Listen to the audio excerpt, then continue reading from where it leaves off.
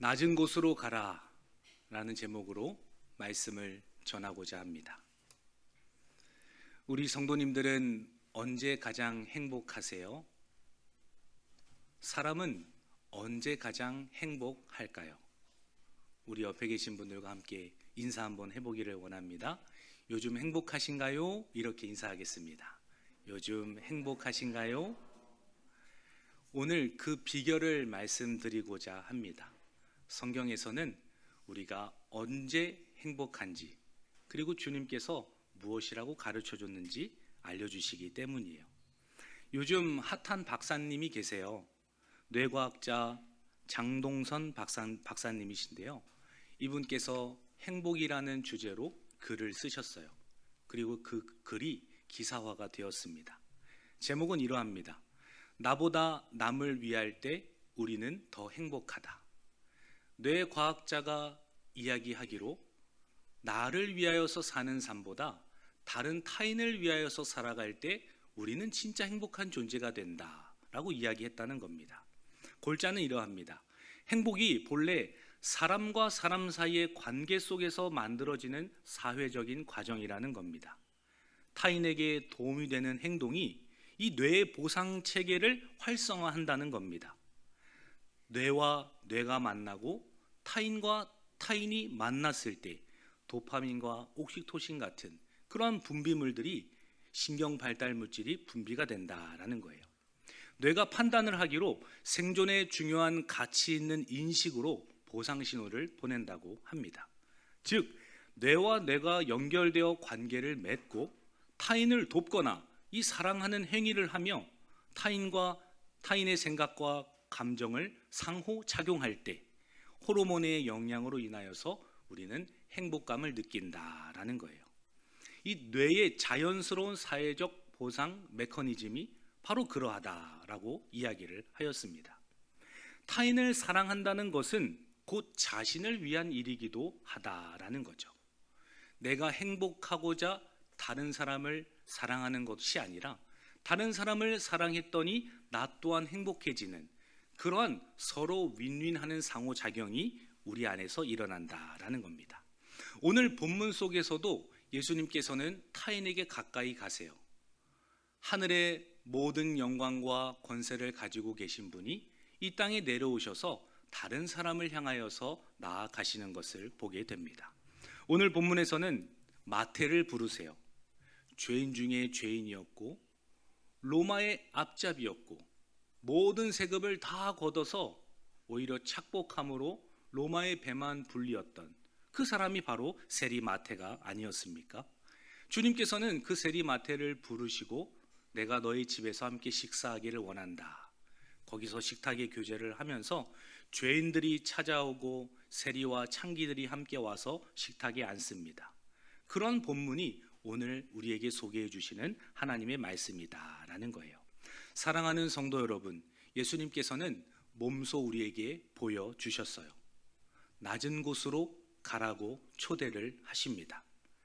도움이 필요한 타인과 함께 벗하며 사는 것이 우리들의 진정한 행복이라는 것을 예수님께서 이미 먼저 우리에게 가르쳐 주셨다라는 겁니다. 그 예수님의 가르침의 행복이 오늘 예배의 자리에 나오신 우리 모든 성도님들에게도 동일하게 주어지기를 예수님의 이름으로 간절히 축원합니다. 우리 오늘 본문 9절 말씀 한 번 더 읽습니다.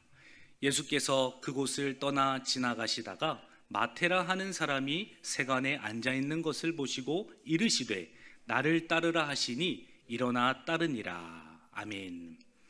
예수님께서는 남들이 부정한 자라고 말하는 세리 마태에게, 남들이 천하다고 말하는 세리 마태에게 찾아가셔서 죄인을 부르시는 것을 보게 됩니다. 로마의 세금을 바치며 동족의 원망을 샀던 사람이 바로 세리 마태였죠. 그가 세관에 앉아 있을 때에 사람들의 돈을 걷어들이고 있을 바로 그 순간에 예수님께서 찾아오셔서 말씀을 하고 계시는 겁니다. 나를 따르라. 사람들은 뒤에서 수군거리고 본인은 착복을 하고 있는 그 죄인된 순간에 주님께서 세리야, 마태야, 나를 따르라. 라고 말씀하고 있는 것입니다. 그러자 세리마태가 어떻게 반응을 합니까? 일어나서 따르니라. 정상적이지 않은 반응 같아요. 지금 해야 할 업무가 있었고 본인이 유익을 얻고 있는 그 순간이지 않았습니까? 그러나 그 예수님의 눈빛을 보고 그 예수님의 영적으로 압도되는 그 권세 앞에서 모든 것을 다 내려놓고 그 자리에서 일어나서 예수님을 따라갑니다. 당시 부정한 사람들이라고 취급되는 사람들이 있었어요. 세리들이 그러하였고 또 도덕적으로 타락한 자들, 매춘 행위를 하고 도둑질을 하고 남에게 피해를 끼치는 자들, 이러한 자들도 물론 부정한 자들이었죠. 또 일반 백성들도 모두가 다 대부분 부정하다고 여겨지는 시대였습니다. 바리새인들이 정해놓은 기준에서 일반 백성들은 너무나도 동떨어진 삶을 살았기 때문이에요. 성전에 와서 예배를 하고 정결 예식을 주기적으로 해야 하는데 일상생활이 바쁘다 보니까 성전에 가서 예식 활동을 제대로 참여하지 못합니다. 그러다 보니 일반 백성들도 부정한 자라는, 미천한 자라는 그러한 낙인이 찍히기도 한다라는 거죠. 세상적인 눈으로 볼 때, 특별히 바리새인의 율법의 기준으로 볼 때에는 대부분의 사람들이 다 죄인이었습니다. 더군다나 사람들의 눈에 이 세리 마태가 예수님의 부르심을 받는다니 얼마나 사람들의 입장에서는 어안이 벙벙하고, 왜 도대체 예수님은 저 나쁜 악행하는 자를 부르시는가? 사람들에게서는 그런 의문이 일어나지 않았겠습니까? 그럼에도 예수님께서는 그 죄 가운데 있는 세리 마태를 부르고 계시는 겁니다. 이것은 무엇을 의미합니까? 하나님의 이 부르심이 개인의 공로나 개인의 경건이나 하나님의 어떠한 개입이 없이는 혼자 나아갈 수가 없다는 것을 가르쳐 주는 것 아닙니까? 모든 사람들이 세리마태를 손가락질하고 부정한 자라고 여겼던 바로 그때에 주님께서는 마태에게 찾아가셔서 내가 너를 부른다 라고 말씀하시면서 하나님의 주권적인 이 사랑과 은혜를 우리 가운데 가르쳐 주십니다. 로마서 5장 8절에서도 사도 바울은 이렇게 고백을 합니다. 우리가 아직 죄인 되었을 때에 그리스도께서 우리를 위하여 죽으심으로 하나님께서 우리에 대한 자기의 사랑을 확증하셨느니라. 세리 마태만 죄인 되었을 때에 부르신 것이 아니라 우리 또한 지금 여전히 죄 가운데 있지만 하나님께서는 오늘도 우리를 불러주신다라는 거예요. 그 주님의 부르심을 입은 백성들이 오늘 거룩하고 복된 주일날 우리의 공로가 아니고서야, 우리의 어떠함이 아니고서야 어떻게 이 자리에 나와서 주님을 예배하고 찬송할 수 있겠는가라는 겁니다. 그러므로 오늘 예배 자리에 나오신 모든 성도 여러분, 하나님께서 우리가 여전히 죄인이지만 의인의 옷을 입게 하셔서 이 예배 자리에 머물게 하시는 줄 믿습니다. 그러한 주님의 은혜를 기억하시면서 세리마태를 부르셨던 것처럼 주님께서도 오늘 나를 부르시는구나, 그러한 믿음으로 하나님 앞에 나아가시기를 주님의 이름으로 간절히 축원합니다. 우리도 마태처럼 자격이 없는 자입니다. 하나님께 인정을 받기도 전에 우리가 아직 죄인 되었을 때에 이미 우리를 하나님께서 부르셨기 때문이에요. 죄인들인 우리를 부르셔서 의인을 삼아주신 것이죠. 우리의 아무런 자랑이나 아무런 공로를 하나님 앞에 내세우지 못하게 하시기 위하여서 우리가 죄인이었을 때 하나님께서 이미 우리를 부르셨다는 것을 깨닫게 하십니다. 예수님 또한 성전의 높은 자리로 가신 것이 아닙니다. 세리의 책상 앞에서 서 있는 것을 우리에게 말씀해 주십니다. 일반적인 상식으로는 오히려 율법학자들이나 바리새인이나 제사장들이나 하나님을 더 열심을 내서 찾고 있는 자들에게 예수님이 찾아가야 하는 것이 정상적인 것 같은데, 오히려 모든 사람들이 부정한 사람이다, 매국노다, 부정을 당하는 자다라고 말하는 그 세리의 책상 앞에 주님께서 서셨기 때문이죠. 그와 동일하게 주님은 지금도 우리의 일터 속으로 찾아오시고 우리의 현실 속으로 오셔서 실망하고 좌절하고 부정한 상태에 있을 때 주님께서 우리를 불러주십니다. 일상 속에서도 내가 주님을 만나고 있는가? 내가 일터 가운데 좌절하고 실패하고 있을 때에도 주님은 나를 찾아오고 계시는가? 그 삶 속에서 주님께서 우리를 만나 주신다는 그 감격과 기쁨, 동일하게 우리에게 허락되어지고, 또 그러한 분들이 한 주의 삶을 최선을 다하여서 살아가다가 이렇게 예배의 자리에 나온 줄 믿습니다. 주님께서는 낮은 곳으로 부정한 자에게로 찾아가셨습니다. 요즘 저도 우리 광문교회가 향해야 하는 곳은 어디인가, 어디 낮은 곳으로 향해야 하는가, 그런 기도를 계속하고 있습니다. 아무리 생각을 해도 교회의 주변을 살펴보니 다른 동네에 비해서 생활 수준이 비교적 괜찮은 것 같더라고요. 주변에 어려운 기관이라든지 그런 단체들을 찾아보기가 쉽지 않았습니다. 주변에 와동이나 사동이나 월피동만 해도 제법 방치된 아이들, 또 도움이 필요한 불편한 분들, 또 딱 보기에도 뭔가 조금 삶이 힘들어 보이는 분들, 이런 분들이 심심치 않게 보임에도 불구하고 우리 교회 주변에는 그런 분들이 눈에 잘 띄지 않았다라는 겁니다. 그러다가 지난 월요일 날 새벽 기도 때 안수 집사님 두 분이 나오셨어요. 차량 운행을 하면서 한 안수 집사님께서 멀리 시흥에서부터 오셨는데 너무나 먼 발걸음을 해주셨다, 이러한 이야기를 함께 차량 운행을 하면서 나누었습니다. 그러면서 중간에 하시는 말씀이 우리 이종 사촌 중에도 그 시흥에 살고 계시는 분이 계신데 그분이 7남매라고 말씀하시더라고요. 이전에 결혼하기 전에는 좀 도움을 주고 같이 함께 먹을 것도 보내고 시간들을 보냈었는데 결혼을 하고 난 뒤에는 그 일이 참 쉽지 않았다고 말씀을 해주시더라고요. 그런데 불현듯 제 마음속에서 그렇지, 맞벌이를 하고 계셔도 도움의 손길이 필요한 가정들이 있지, 재정적으로는 어느 정도 부족함이 없을지 모르겠지만 사랑이 필요하고 애정이 필요하고 그 돕는 손길이 필요한 가정들이 있겠다, 이러한 생각을 제 마음 가운데에도 하게 되었다라는 겁니다. 우리 교회도 다자녀 분들이 참 많아요. 감사하게도 정말 애국자시고 하나님의 또 축복과 은혜를 받으신 가정들이 많죠. 그러한 가정일수록 도움의 손길이 많이 필요하다는 것을 우리가 공감하고 있지 않습니까? 가능하다면은 제가 동사무소나 이런 데 찾아가서 열람할 수 있으면 참 좋겠어요. 그러나 그런 권한이 제게 없다 보니까 아직은 현재 기도만 하고 있습니다. 가능하다면 우리 교회 주변에 정말 도움이 필요한 다자녀가 많은 그러한 가정들을 연결해 주셔가지고 그 영혼들을 보살필 수 있는 은혜가 있었으면 좋겠다, 이러한 고백들을 하였습니다. 우리 성도님들도 어떤 낮은 곳으로 나아가야 하는지 하나님 앞에 기도하시고 삶 속에서 같이 한 마음으로 낮은 곳을 향하여 나아가시기를 주님의 이름으로 간절히 축원합니다. 하나님께서는 가장 효과적인 방법으로 그분의 백성들을 부르세요. 우리가 생각했던 모양으로 하나님의 자녀들을 부르시는 것이 아니라 하나님께서 판단하셨을 때 가장 옳은 방법으로 그분의 백성들을 부르신다라는 겁니다. 우리가 기도하면서 하나님의 가장 효과적인 방법이 무엇일까, 이것을 주님께 물으면서 귀하게 쓰임 받으시는 우리 광문교회 되기를 주님의 이름으로 간절히 축원합니다.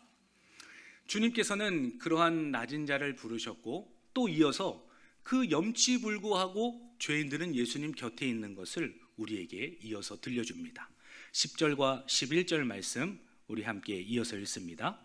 예수께서 마태의 집에서 앉아 음식을 잡수실 때에 많은 세리와 죄인들이 와서 예수와 그의 제자들과 함께 앉았더니 바리새인들이 보고 그의 제자들에게 이르되 어찌하여 너희 선생은 세리와 죄인들과 함께 잡수시느냐. 아멘. 예수님이 마태의 집에 가서 식사를 하자고 하셨습니다. 그리고 그 집에서 식사를 하고 있을 때에 다른 세리들도 찾아오고 죄인들도 찾아오고 사람들이 부정하다고 말하는 사람들이 그 식탁에 같이 둘러앉아서 음식을 먹고 있는 것을 보지 않습니까? 그러자 오죽하면 바리새인들이 어찌하여 너희 선생은 세리와 죄인들과 함께 잡수시고 계시느냐라고 책망하는 것을 보게 됩니다. 누가복음 15장 2절 말씀에서도 이 사람이 죄인을 영접하고 음식을 같이 먹는다라고 하면서 바리새인들은 예수님을 정죄하기에 이릅니다. 예수님께서는 이 부정한 자를 피하지 않으세요. 그들과 오히려 한 자리에 앉습니다. 남들은 부정하다고 말하고 냄새가 고약하고 병든 자고 몸이 불편하고 사람들이 기피하는 그 대상들이 주변에 가득하지 않았습니까? 예수님께서는 피하지 않으시고 그들과 한 자리에 앉으셨습니다. 죄인들은 염치를 불구하고 예수님 곁에 앉아서 식탁을 함께 먹지 않습니까? 본인의 집도 아니고 다른 사람들이 손가락질하는 것을 뻔히 알면서 예수님을 가까이 하고 싶기 때문에, 예수님을 조금이라도 더 그분의 말씀을 듣고 싶기 때문에 그 모든 수모를 다 겪고 그 시선을 다 알면서도 예수님 곁에 꼭 붙어 있는 것을 우리 가운데 가르쳐 줍니다. 예수님은 여전히 죄인인 우리와도 함께 앉아 계시는 것을 보게 됩니다. 우리도 완전하지 않습니다. 그때 당시에 부정한 자들이나 오늘날 우리나 별반 다르지가 않기 때문이죠. 일상생활을 밥 벌어 먹고 살아가기 힘들어서 하나님께서 말씀하시는 기준대로 살아가지 못하는 우리의 삶을 바라볼 때에 바리새인들은 동일하게 우리를 향하여서 부정한 자다라고 말할 것입니다. 다른 죄악 때문에 빠져서 올무에 갇혀 있는 우리의 영혼들과 심령들을 바라볼 때에도 믿음이 연약하다고 다른 사람들은 정죄할지 모르겠어요. 그러한 우리와 함께 주님께서는 오늘도 동일하게 앉아 계시다라는 겁니다. 우리 곁에 머물고 계시는 주님이 계시다라는 거예요. 삶 속에서 주님이 나와 동행하는 것을 느끼는 그 성도분들이야말로 주님이 오늘도 내가 이렇게 연약한데도 나와 함께 해주시는구나, 그러한 식탁에서의 기쁨, 주님과의 그 교제에서의 평안함을 누리며 살지 않으시겠습니까? 우리 함께 옆에 계신 분들과 한 번 더 인사하기를 원합니다. 평상시에도 주님과 동행합시다. 이렇게 인사합니다. 우리가 주님을 사랑하고 주님 곁에 있기를 원한다면 왜 주님께서 우리와 늘 동행해 주시지 않으시겠습니까? 그 식탁의 자리에 누구나 다 와서 앉아 있을 수 있도록 허용하신 그 주님께서 우리들에게도 동일하게 은혜를 베풀어 주실 것입니다. 그리고 더 나아가서는 성령 하나님을 우리 가운데 내주하도록 보내주셨던 분이 바로 주님이시죠. 오늘도 예수님과의 사귐은 계속되고 있는 겁니다. 이 순간에도, 예배를 드리는 이 순간에도 성령을 통하여 주님과 더 가까이 교제하고 영적으로 주님께서 주시는 신령한 은혜와 복들을 마음에 새기고 삶 속에서 실제적인 능력과 열매를 드러낼 수 있도록 하나님께서는 우리 가운데 함께 계시고 은혜를 공급해 주신다라는 겁니다. 그 자리가 바로 이 주님의 말씀이 들려진, 생명의 양식이 들려지고 있는 이 식탁이다라는 거예요. 주님께서는 성찬을 통하여서 식탁을 허락하시기도 하시지만 진정한 생명의 양식인 말씀이 선포되는 이 자리에서 주님의 양식을 먹고 누리게 하십니다. 이 예배의 자리로 초대하시는 것 자체가 이미 주님의 역사와 동행하심의 증거다라는 겁니다.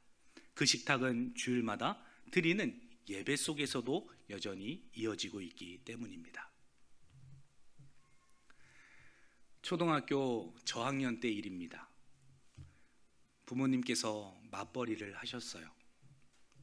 맞벌이를 하시다 보니 혼자 있는 시간이 참 많았습니다. 집에 일찍 돌아오면 주머니에 돈은 있는데 집에 먹을 것이 항상 없었어요. TV 위에다가 일정 돈을 놓고 가시면 그것으로 가까운 음식점에 가서 혼자 밥을 먹어야 하는데 저학년인 저에게는 그게 참 어려웠습니다. 그래서 혼자 배를 골랐던 기억이 참 많아요.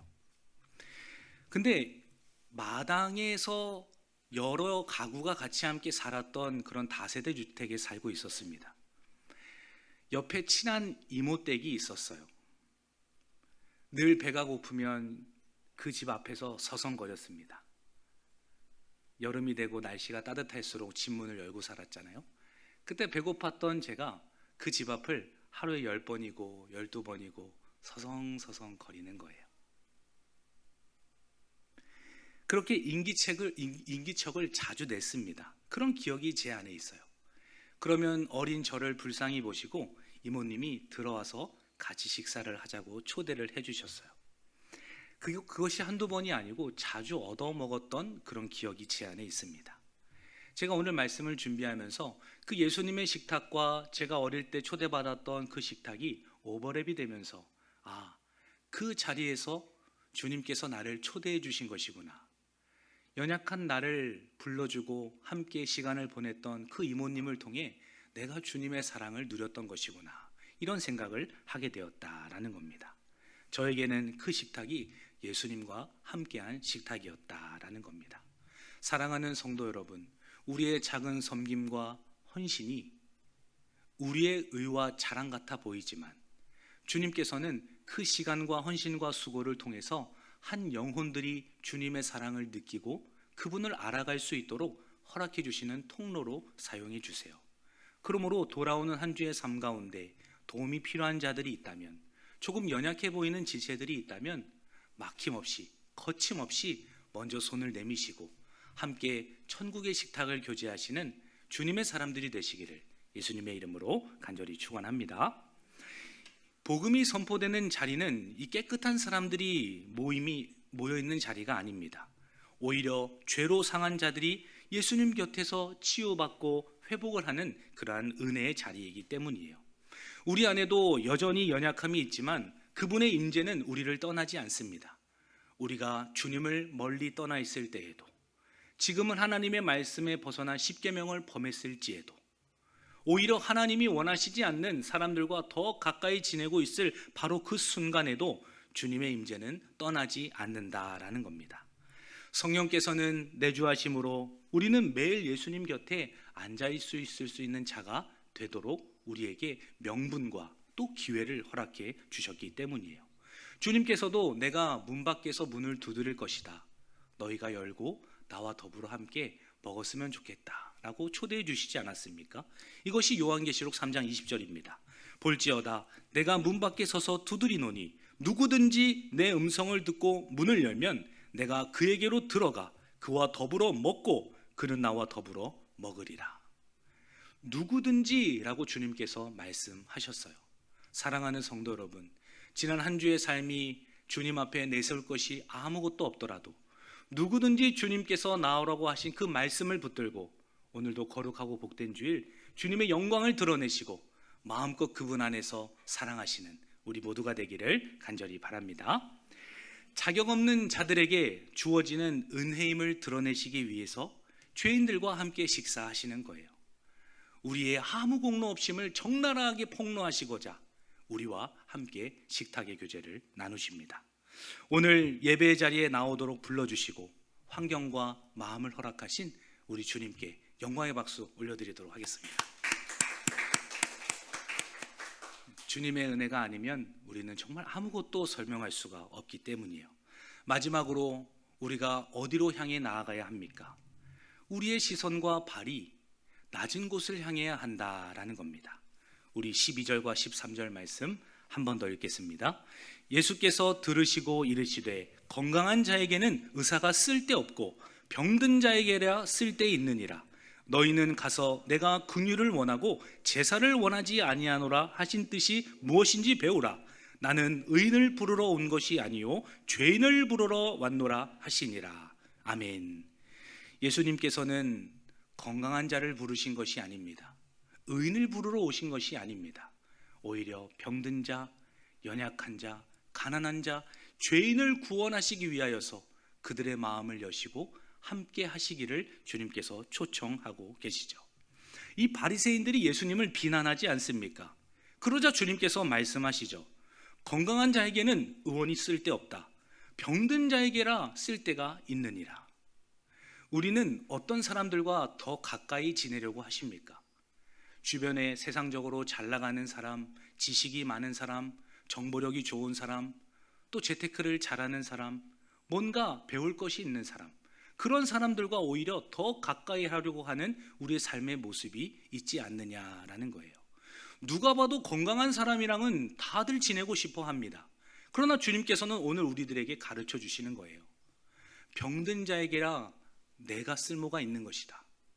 건강한 자는 마음이 강팍하고 완악하고 본인의 의가 있어서 나를 영접하지 않지만 오히려 몸이 아프고 가진 것이 없고 배운 것이 부족한 그 병든 자들은 나를 영접하고 나와 함께 교제하는 자들이다. 그러면서 주님께서는 낮은 곳으로, 약한 곳으로 갈 것을 우리에게 요청하고 계시다라는 겁니다. 주님께서는 긍휼을 원하고 제사를 원하지 아니한다, 이 말씀을 배우라고 우리에게 가르쳐 주시죠. 이 말씀은 호세아서 6장 6절을 인용한 말씀이기도 합니다. 호세아 6장 6절을 우리말 성경으로 제가 읽어드리겠습니다. 내가 바라는 것은 인애이지 제사가 아니며 하나님을 아는 것이지 번제가 아니다. 주님께서 바라는 것이 제사가 아니라 사랑하는 마음, 긍휼의 마음인 것이다. 제사를 원하는 것이 아니라, 번제를 원하는 것이 아니라 나를 알기를 원한다. 내가 어디에 시선을 두고 있고 내가 어디에 마음을 쏟고 있고 내 마음과 심령이 어디에 있는지를 너희가 배우기를 원한다. 주님께서는 우리에게 그러한 긍휼의 마음으로 초청해 주고 계시다라는 겁니다. 사랑하는 성도 여러분, 돌아오는 한 주 번제와 제사보다 인애와 긍휼을 어떻게 실천하시겠습니까? 주님께서는 낮은 곳으로 우리를 파송하시고 보내십니다. 건강한 자와 더 많이 사귀고 가까이 지내려고 하는 자가 아니라 오히려 연약하고 아무도 돌보지 않고 누구나 다 은근히 따돌리는 그 영혼에게 먼저 손을 내밀고 다가가시는 그런 우리 성도님들 되시기를 주님의 은혜와 축복이 있기를 간절히 축원합니다. 예수님은 종교적인 형식을 원하는 것이 아닙니다. 긍휼의 마음을 더 귀히 여기시기 때문이에요. 예배를 일주일에 10번 이상을 드린다 하더라도 주님의 마음으로 가난한 자들을 문안하지 않고 삶의 긍휼의 열매가 없다면 어떻게 주님께서 더 기뻐하시는 영혼이라 말할 수 있겠습니까? 삶이 바빠서 일주일에 주일 예배밖에 드리지 못할지라도 그 말씀을 늘 한 주 동안 마음에 새기고 어떻게든 그 말씀대로 살아보려고 발버둥 치는 자들, 정말 주님의 긍휼의 마음으로 일상생활을 살아내려고 하는 자들, 그 영혼들을 하나님께서 더 기뻐하시지 않겠는가라는 겁니다. 부디 말씀이 능력이 되고 활력이 있어서 삶 속에서 아름다운 열매로 이어지기를 주님의 이름으로 간절히 축원합니다. 우리는 예배가 끝난 후 어디로 신앙을 향해야 할까요? 낮은 곳, 고통의 자리, 외면받는 사람들에게 향해야 할 것입니다. 예수님의 사랑이 우리를 찾아왔듯이 이제 우리는 우리의 발걸음이 그 사랑을 전해야 할 것입니다. 긍휼은 신앙의 선택이 아닙니다. 해도 되고 안 해도 되고 이 선택사항이 아닙니다. 긍휼은 구원받은 자의 본능이기 때문이에요. 나를 아무런 값 없이 구원하신 그 주님의 은혜, 여전히 내가 죄인 되었을 때에 나를 먼저 불러주시고 주님의 의의 옷을 입혀주신 그분의 사랑, 그것을 받은 자라면 당연한 주님의 긍휼의 마음이 본능적으로 우리의 삶 속에, 우리의 영혼 속에 깃들어 있기 때문입니다. 거저받은 이 은혜 어떻게 하나님 앞에 갚을 수 있을까? 그 주님의 심정으로 우리가 하루하루를 살아가는 것이 우리의 DNA와 정체성이다라는 것입니다. 진정한 경건은 형식보다 사랑이며 예배와 삶이 하나가 되는 바로 그 순간인 것입니다. 경건은 모양만 있는 것이 아니라 능력이 있는 것이기 때문이에요. 우리 교회에도 낮은 곳이 어디입니까? 연말이 되면 교회는 몸살을 앓습니다. 왜 몸살을 앓습니까? 감사하게도 우리 교회는 해당이 안 되는 것이라고 저도 믿고 의심치 않고 있습니다. 그러나 12월에는 행사도 많고 또 남들이 기피하는 곳, 힘든 봉사의 자리로 우리가 초청을 받기 때문이에요. 대화를 해보면 충분히 공감이 갑니다. 삶이 얼마나 팍팍하고 힘들고 체력적으로 시간적으로 봉사하는 것이 힘들다는 것을 절감하고 저도 공감해요. 그러나 그러한 상황에서 한 명의 공백이 너무나도 크게 다가오는 것이 이 연말이기 때문이에요. 믿음의 사람이고 정말 그리스도께 은혜를 먼저 받은 자일수록 굳은 일, 천한 일, 기피하는 일, 아무도 감당하지 않으려고 하는 그 믿음의 자리에서 오히려 나의 사명이다, 주님께서 낮은 곳으로 가라고 말씀하셨으니 이 낮은 자리가 나의 자리이다, 그러한 마음으로 감당해야 할 줄 믿습니다. 이번 연말에도 부서 간에 또 교사 이동이 있고 또 새로운 직임을 맡게 되고 직분자로서 감당해야 할 무거운 짐들이 있을 겁니다. 그러할 때 오늘 말씀을 기억하시고 주님께서 낮은 곳으로 가라 하셨으니 이 한 몸 기꺼이 불사르리라. 주님과 함께 낮은 곳에서 주님의 영광을 보리라. 그러한 굳은 마음과 강한 다짐으로 주님의 영광에 동참하시는 우리 성도님들 되시기를 주님의 이름으로 간절히 축원합니다. 사랑하는 성도 여러분, 낮은 곳, 힘든 곳, 어려운 곳이 우리의 사명의 자리입니다. 지극히 작은 자 하나에게 한 것이 주님께서는 곧 나에게 한 것이다, 이렇게 말씀하지 않으셨습니까? 우리 함께 말씀을 찾아보기를 원합니다. 마태복음 25장 40절입니다.